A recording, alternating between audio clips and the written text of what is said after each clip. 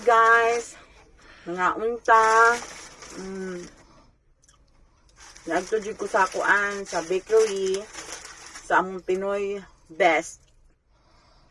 Muna pandesal diri. This is our pandesal in Dubai.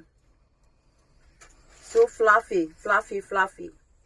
Mani kaayo din isawsa na to sa kape. Among oras din is 10:05.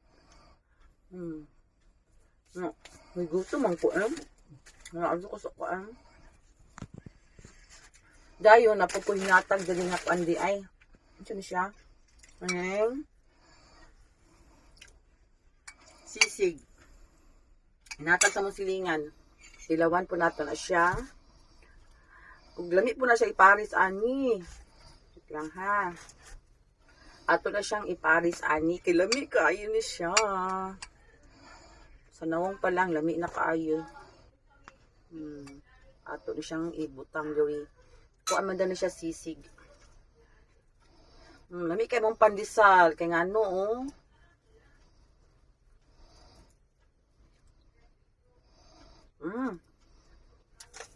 lami gud siya. Ano ko na matagak punito nato.